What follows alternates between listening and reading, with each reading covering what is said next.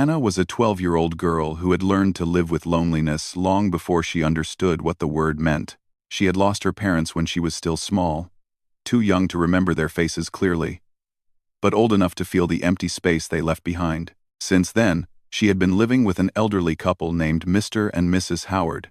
They were kind people in their own quiet way. But they were old, tired, and more like caretakers than family. They had taken Anna in because they believed no child should be alone in the world. Their home stood at the edge of a large forest, far from the busy parts of the settlement. For Anna, the forest was not a scary place. It was the place where she felt she could breathe, where no one looked at her with pity or asked questions she didn't want to answer. She knew every path, every stone, and every sound the wind made when it moved through the tall trees. And almost every day, after finishing her chores, she would walk down the narrow dirt path that led to the river. The river was wide and cold, with water so clear she could see the smooth stones at the bottom.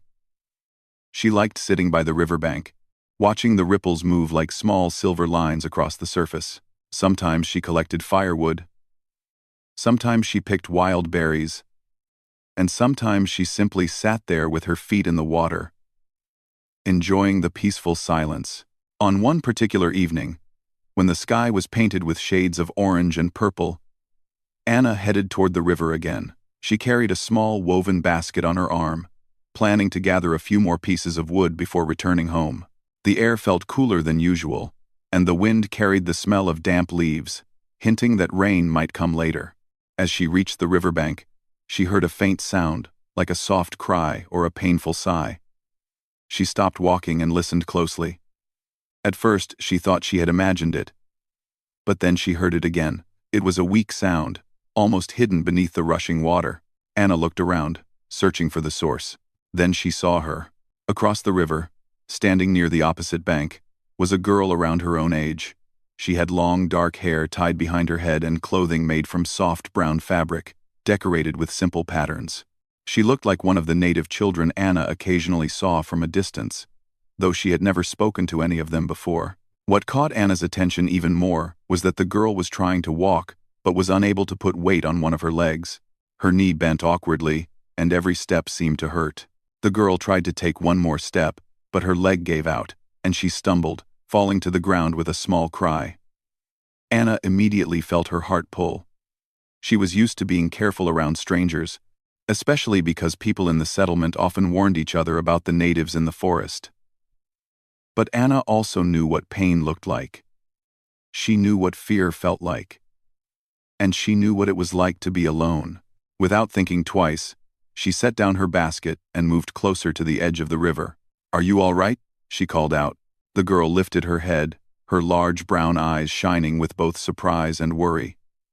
She didn't answer at first, as if she wasn't sure whether Anna was speaking to her in kindness or caution. Anna tried again, speaking gently. "Do you need help?" The girl hesitated, then nodded once.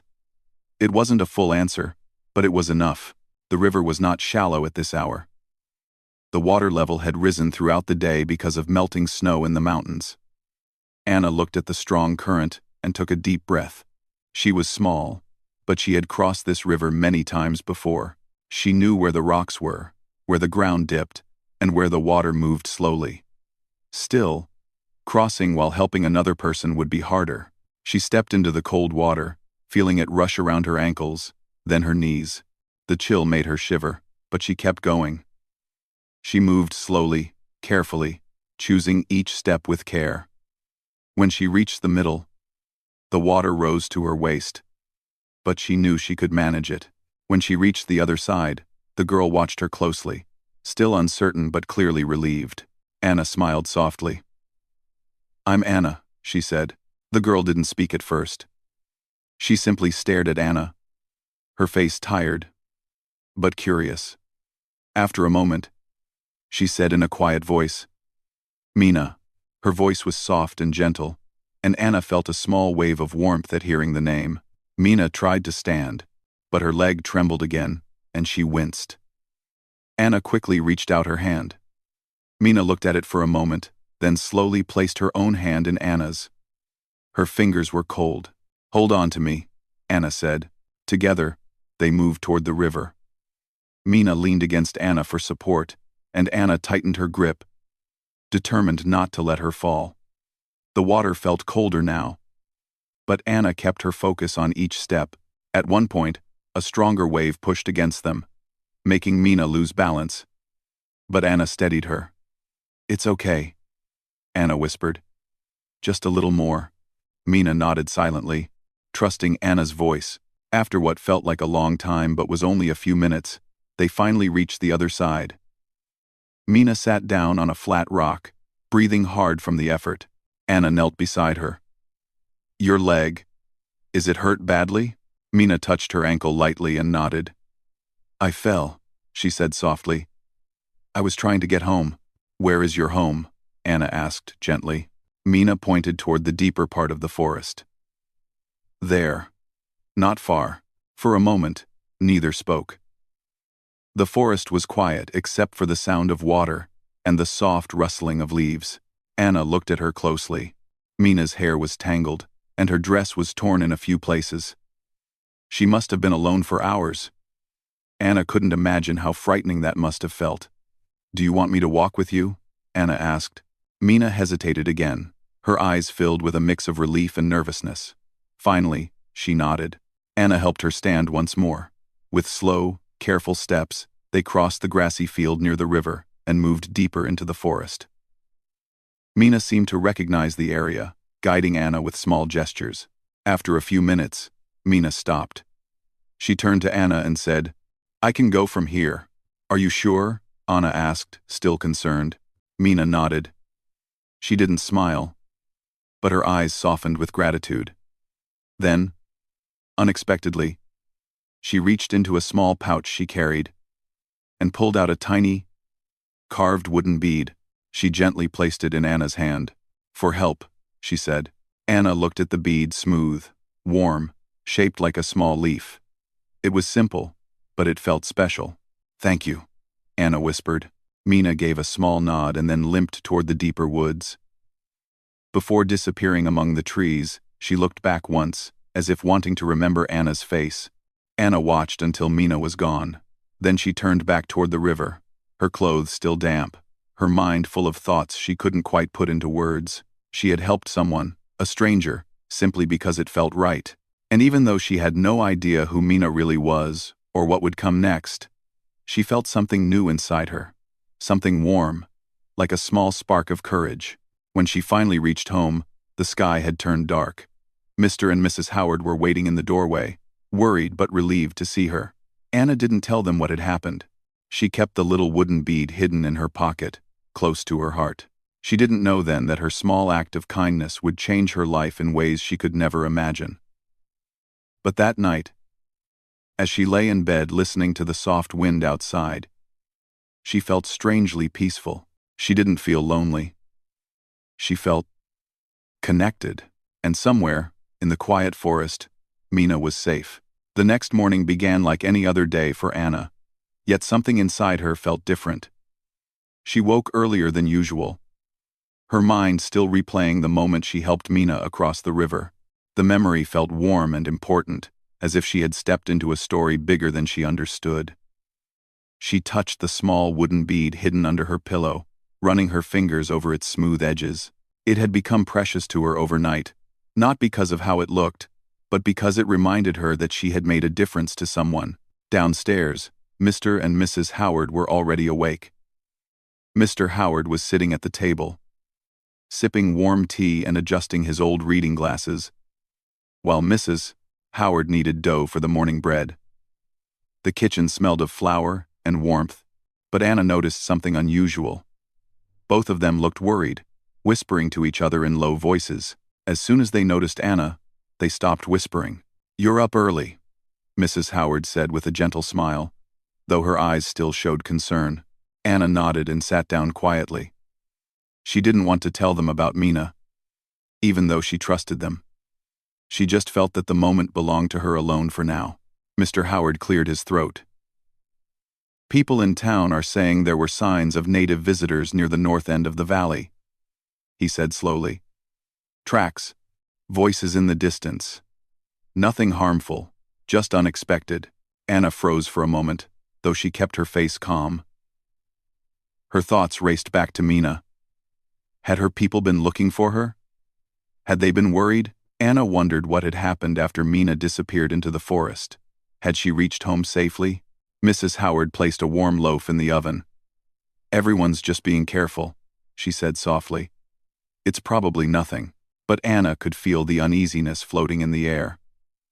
In the settlement, people often grew nervous when they heard about unfamiliar footsteps in the woods, even if those footsteps belonged to peaceful travelers. After breakfast, Anna went outside to collect firewood. The morning air was crisp, and the light breeze brushed against her cheeks. The forest looked peaceful as always, but Anna felt more alert than usual. Every rustle of leaves, every soft movement behind the branches made her turn her head. She walked toward the river, the same path she had taken the day before. With her basket in hand, she moved slowly, letting the quiet morning settle around her. Birds sang from the treetops, and sunlight slipped between the leaves, creating small golden patches on the ground. When she reached the riverbank, she stood still for a long moment. The water glimmered under the sun, flowing gently. It looked calm now, not like the rushing current she had crossed with Mina the previous evening. Anna felt a strange mix of pride and worry as she looked at the spot where they had walked together. It had been a small act, yet it felt important. She picked a few fallen branches and arranged them neatly in her basket, but her mind was far from the task. She kept wondering about Mina's injury. Was her leg healing? Did she have someone to take care of her? Did she tell anyone about Anna helping her? As she stood there, she suddenly heard something faint, distant sounds carried by the wind. They were soft, rhythmic, like a pattern. Anna listened closely. It wasn't the sound of water or birds. It felt more like something deliberate. She frowned slightly. It almost sounded like drums. She had never heard drums in this forest before, at least not from so far away. They weren't loud or frightening, but they had a weight to them, as if someone was sending a message. Anna felt a small shiver run down her spine. She began to wonder if the drums had something to do with Mina. Maybe her people were gathering, maybe they were searching, maybe they were sending signals. Anna didn't understand. She gathered the last piece of wood and walked back toward the house, her thoughts tangled like vines. She didn't want to worry the Howards, so she kept the sounds to herself. Throughout the day, the settlement's mood felt different. Men stood outside their homes talking quietly in groups. Some pointed toward the forest, others discussed footprints they had spotted on nearby trails. None of them were angry or scared, just uneasy. Change always brought whispers. Anna tried to focus on her chores, but her mind kept drifting back to Mina's face, the tired eyes, the soft voice, the moment she placed the wooden bead in Anna's hand. Anna still didn't understand why it felt so important, but it did. In the afternoon, while helping Mrs. Howard prepare vegetables for dinner, Anna's thoughts escaped her mouth accidentally. "Do you think someone could get lost in the woods?" she asked quietly. Mrs. Howard looked up, surprised. "Well, I suppose anyone could, if they strayed too far," she said. "Why do you ask, dear?" Anna shrugged quickly. "Just wondering." Mrs. Howard smiled gently. "As long as you stay on familiar paths, you'll be all right." Anna nodded, though she wasn't thinking about herself. She was thinking about Mina, walking alone through the woods with an injured leg. Later that evening, as the sky began to fade into soft shades of blue, Anna stepped outside again. She needed air, and she needed space to think. The air was cooler now, and the first stars had started to appear. She held the wooden bead in her hand, rolling it gently between her fingers. The more she looked at it, the more she felt connected to someone she had known for only a short time. She found herself hoping, almost wishing, that she might see Mina again someday. As she stood outside, she heard the distant drums once more. This time, she was certain they were real. They echoed faintly through the trees, steady and calm. Anna closed her eyes for a moment. She didn't know what the drums meant. She didn't know if they were joyful or worried, if they were a signal or a tradition. but she felt that they were connected to the events of yesterday, connected to Mina. When she finally went back inside, Mr. Howard was locking the door for the night. "People are just being careful," he told her, when he noticed her thoughtful expression. "Everything will settle soon." Anna nodded quietly. She went to her room and sat on her bed, staring at the wooden bead once more. It glowed softly in the candlelight. She wondered if Mina was thinking about her too. She wondered if the drums were a message, a sign, or simply a part of Mina's world that Anna didn't yet understand. As she lay down to sleep, she kept the bead close to her chest. The house was quiet, but Anna felt as if the forest outside was alive with unspoken stories. She didn't know what tomorrow would bring. She didn't know what the distant drums truly meant, but she sensed that something was happening, something she could feel but not see. What Anna didn't know was that her small act of kindness had already been noticed by people she had never met. And in the early hours of dawn, everything around her life would begin to change in ways she had never imagined. Anna woke before the sun rose, long before the sounds of morning birds filled the air. Something had disturbed her sleep, though she couldn't explain what it was. It felt like a quiet pull, as if someone had gently called her name from far away. The room was still dim, filled only with the soft glow of early dawn slipping through the small window. She rubbed her eyes and sat up, listening carefully. The house was silent, but the silence felt unusual too. Still, too expectant. She could feel her heart beating a little faster, though she didn't know why. For a moment she thought she heard the faint echo of those distant drums again, but maybe it was just her imagination. She slipped out of bed, wrapped a shawl around her shoulders, and tiptoed toward the door. She didn't want to wake Mr. and Mrs. Howard.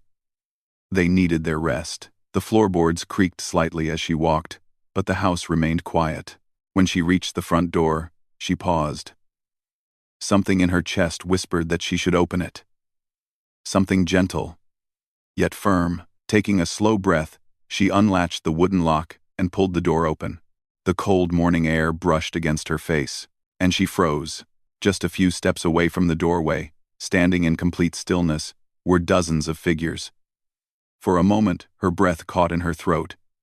She blinked once, unsure if she was dreaming, but the figures did not disappear. They stood tall and calm, perfectly quiet, their expressions unreadable in the dim dawn light. There were nearly 30 of them, native men, dressed in traditional clothing, decorated with simple patterns and natural colors.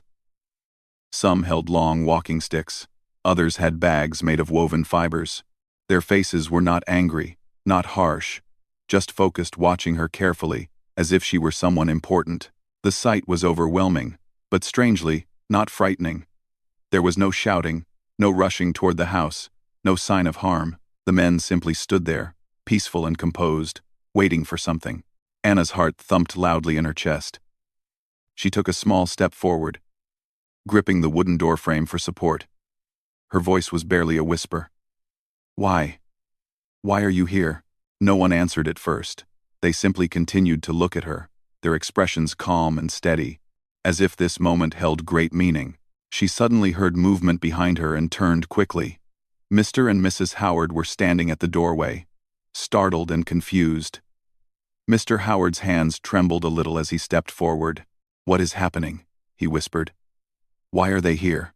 Did we do something wrong?" Mrs. Howard placed a hand on his arm, trying to steady him, though she looked just as scared. Anna felt their fear, but something inside her guided her to step past them. Her feet moved on their own, slowly, toward the group outside. She didn't know why, but she felt she needed to do this.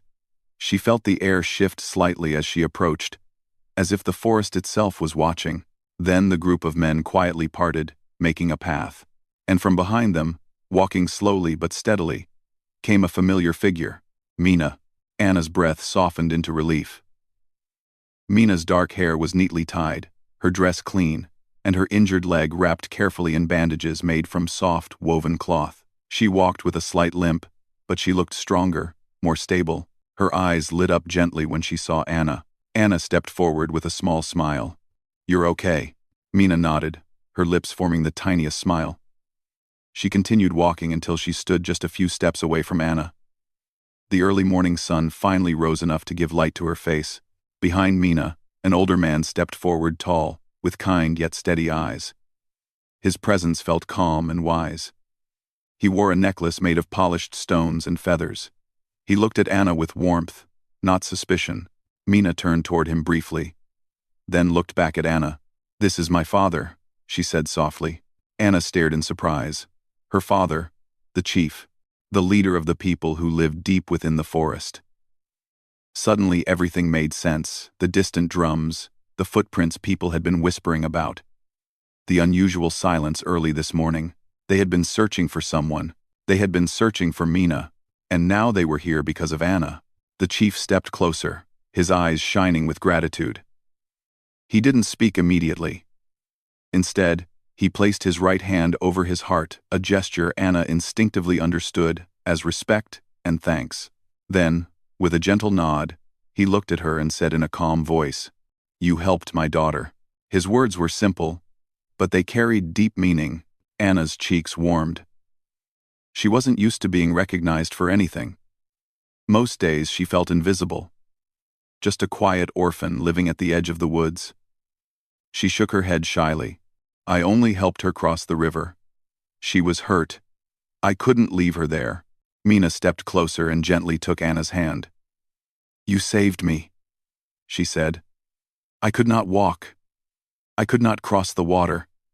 If you had not come, I would not be home now." Her voice held sincere gratitude. The moment felt heavy and bright at the same time. The chief turned and gestured to the group of men behind him. They all slowly raised their hands in a respectful gesture toward Anna. It wasn't loud or dramatic, it was quiet and meaningful, a sign of honor. Anna felt something warm spread through her chest. She had never imagined that helping a single girl could mean so much. Mr. Howard stepped outside, still unsure. We didn't know anything about this. She only told us she went to gather wood," he said nervously. The chief nodded. "She did a brave thing. We are here to show gratitude. Nothing more." His gentle tone eased the tension around them. Mrs. Howard breathed out slowly, her shoulders relaxing. Anna watched as Mina's father stepped closer again. He held something wrapped in soft cloth. Carefully, he unfolded it to reveal a beautiful necklace, made from small, round stones, each polished until they gleamed like tiny drops of water. They were the colors of the river, soft gray, blue, and green. He placed it in Anna's hands. "These stones come from the river you crossed," he said. "Each stone is a symbol of trust. You showed kindness when no one was watching. You gave help without asking anything in return. We honor that." Anna stared at the necklace, speechless. She had never received something so meaningful. She felt the weight of it, not heavy, but important. Mina stepped beside her and gently touched her arm. "My people will always remember what you did," she said softly. "And so will I." Anna felt her eyes grow warm, though she tried not to cry. She looked up at Mina and whispered, "I'm glad you're safe." Mina smiled again, fuller this time, her eyes bright. The chief took a slow step backward, and the group of men began to step aside, preparing to leave.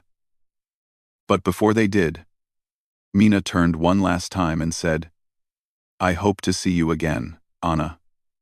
Anna nodded, and in that moment, she felt something she had rarely felt before: connection, belonging, and the quiet pride of knowing she had done something truly meaningful.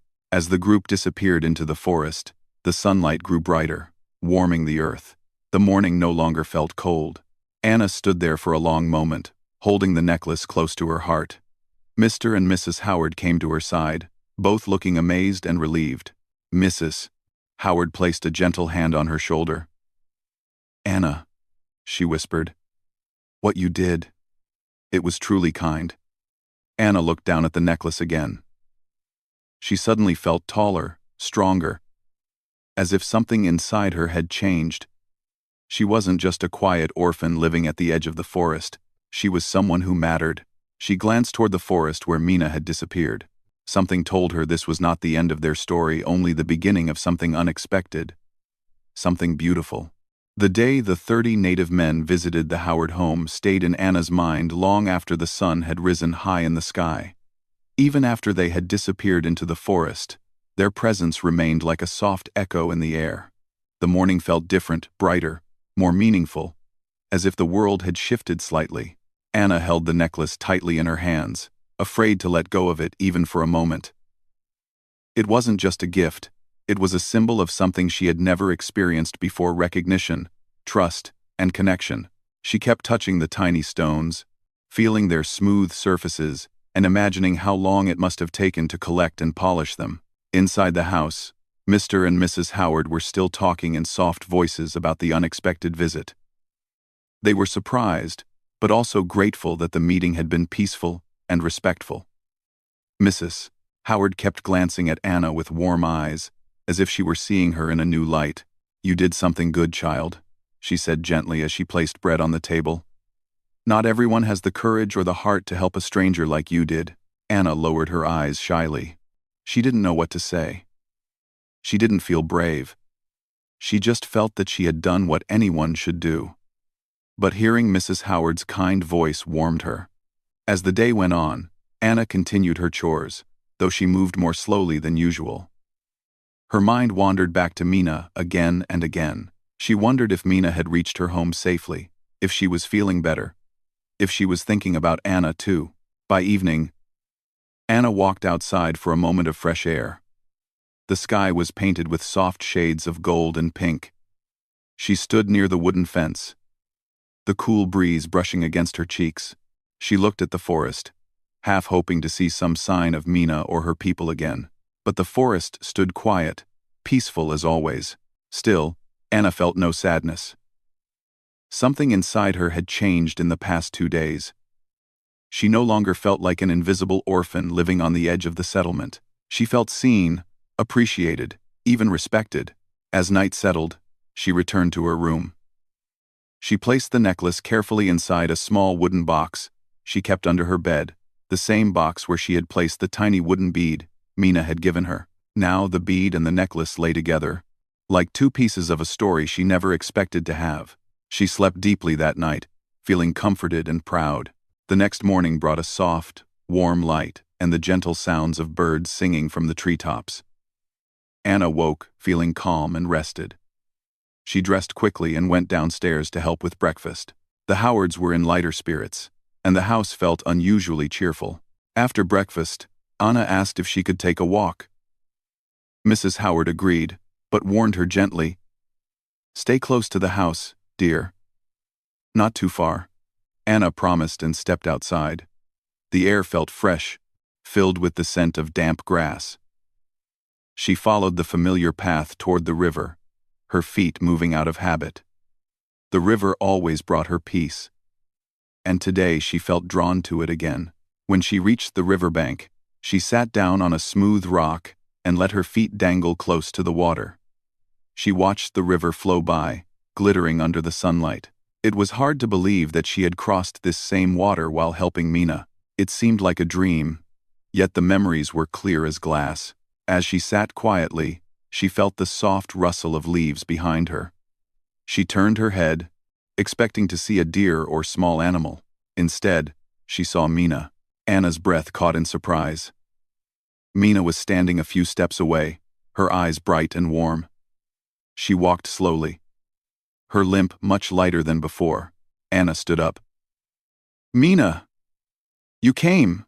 Mina smiled, and the smile reached her eyes. "Yes. I wanted to see you again." Anna felt her heart lift. "How is your leg now?" "Getting better," Mina said, touching the bandage gently. "My mother and the healers helped me. They said I must rest for some time." Anna nodded, relieved. "I'm glad you're healing." The two girls sat together on the rock, watching the river for a moment. They didn't speak right away, but the silence felt soft and comfortable. Mina then reached into her small pouch and pulled out something wrapped in cloth. She placed it in Anna's hands with gentle care. Anna unwrapped it slowly. Inside was a tiny carved figure of a bird, smooth, polished, and beautifully shaped. Its wings were slightly spread, as if ready to fly. Mina said softly, "This is a symbol of friendship in my village." He said, "You have a brave and kind heart." Anna stared at the small bird, deeply touched. Mina nodded. "You helped me without fear. And you were kind. That matters to my people. It matters to me." The girls sat quietly again. For the first time in her life, Anna felt what it meant to have a true friend. Not just someone who played nearby, or someone who shared chores, but someone who understood her heart. After a while, Mina looked at Anna with thoughtful eyes. "My father wants to meet you again," she said. "Not today, but soon. He said he wants you to visit our village." Anna's eyes widened. "Me? Visit your village?" "Yes," Mina said softly. "He says our people should know the girl who helped me." Anna felt a mix of excitement and nervousness. She had never visited any other settlement, let alone a native village deep in the forest. But the thought of seeing where Mina lived filled her with wonder. Would I be welcome there?" she asked quietly. Mina nodded with certainty. "Yes. You are welcome." Anna's heart felt full. She didn't know how the Howards would react, but the idea of visiting Mina's family felt like a chance to learn something new about the world and about herself. They spent the next hour talking, sharing quiet stories about their lives. Mina told Anna about her siblings, about the village celebrations, about the peaceful ways her people lived near the river and forest. Anna shared her own life too, how she helped with chores, how she spent time near the river, and how she always felt peaceful in nature. The girls laughed together softly, as if they had known each other for years. When it was time for Mina to leave, she stood up carefully. "I will come again," she promised. "And when I do, it will be to take you to my home." Anna smiled warmly. "I'll be waiting." Mina gave one last gentle smile before turning toward the forest. She walked with more strength than before, and Anna watched until she disappeared between the tall trees. When Anna returned home, she held the carved bird close to her chest. Mrs. Howard noticed the joy on her face and asked no questions, trusting Anna's gentle spirit. Days passed, and every morning Anna waited for Mina's return. She didn't wait out of worry, but out of happy expectation. She felt that her life had opened into something new. The world no longer felt small or lonely. One warm afternoon, the sound of soft footsteps approached the house again. This time, not 30 men, but only one girl with a warm smile. Mina had come back, and with her came the beginning of a friendship that would shape both their lives. A friendship built on kindness, courage, trust, and the simple but powerful moment when one orphan girl decided to help someone in need. Anna no longer felt like a lonely child. She felt seen. She felt valued. She felt part of something bigger, and as she stepped once more toward the forest, ready to visit Mina's village for the first time, she carried with her the necklace, the bird carving, and the memory of the day everything changed at dawn. Her story had only just begun.